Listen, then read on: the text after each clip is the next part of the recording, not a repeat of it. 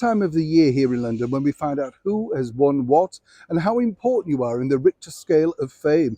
That's right, it's one of the biggest parties events of the year attended by the Prince and Princess of Wales. But seemingly one of their best chums apparently is now not attending. As ever, let me explain. Hi, good morning. Neil Sean here in the very heart of London, and thank you as ever so much for joining me. You know, as I've told you many times on this show, over the years I've been lucky enough to attend everything, the BAFTAs, the Oscars, the Cannes Film Festival, all the red carpet events that you would like. And there's one redeeming feature that goes on throughout. They are tediously dull. Trust me, it's better to watch it at home because you get to see all the best bits without having to stand there for hours on end. To give you an example, if you go to a red carpet, and it starts at 7 p.m, you have to be there no later by 3 p.m. to make sure that you get your secure spot on that red carpet in the hope that some micro celebrity might in fact speak to you.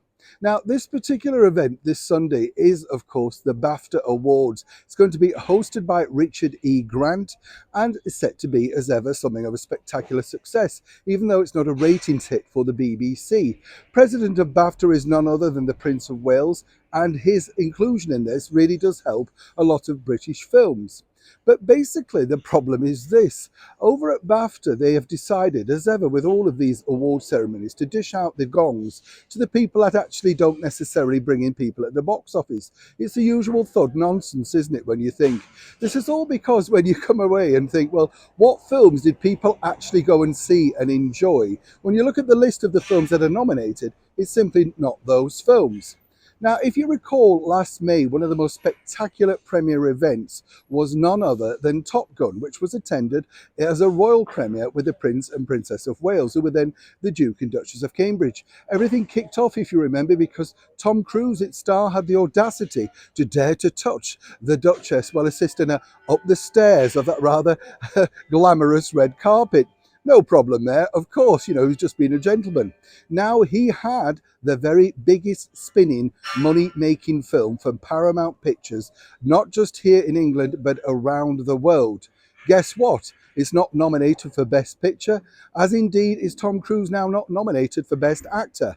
And according to a very good source, with a matter of hours to go, he's decided not to bother to attend the BAFTA Awards, even though he's over here in England, once again filming another movie. This is because he feels, well, it's not a snub, but look, what do you have to do to get an award? If you have the highest grossing film, you've done a lot for British cinema, surely then that deserves something of a nod. There are other categories that it's been awarded in, but it don't necessarily, I would imagine, win. What's interesting here, though, is it all now falls on the fact that can the Prince and Princess of Wales persuade their good chum, Tom Cruise, to attend? It would add a much-needed add of glamour to already looking a rather tediously dull event. What's interesting also is, let's not forget, he had a ringing endorsement from our late and beautiful monarch, Queen Elizabeth II, when he was asked to co-host the Platinum Jubilee event out at Windsor Castle. And apparently, according to a very good source, she found Tom incredibly handsome. So if that isn't an endorsement to make sure that you want your BAFTAs to go with a huge success, and you've got the attendance of the president, including, of course, the beautiful Princess of Wales, then what really is needed? Seemingly even the biggest box office film in the world is not enough to persuade BAFTA to make sure you get a nod in the right direction. As ever, it's over to the Prince and Princess of Wales. Can you persuade Tom to attend? Neil Sean in the very heart of London.